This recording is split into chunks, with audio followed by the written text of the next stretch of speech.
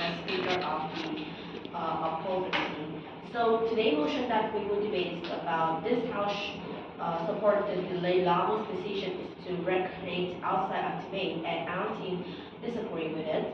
So for definitions, we agree with the government team definitions. Now we will move into our own team case idea.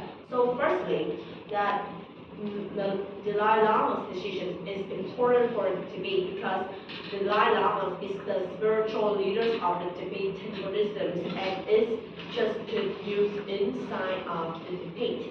So core to the Tibetan spirituality and political importance. Second, China aims to assert the control of Tibet our religious leaderships. So what does this mean here? Like China is just there, like use the people to go there to study what are they having there, what are they like want to use that as for their people too. So they just really want to control the Buddhism. So I think China could not do it because China claimed authority over the approving the next reincarnations and to exert the control over the Taiwanese religious and leaderships.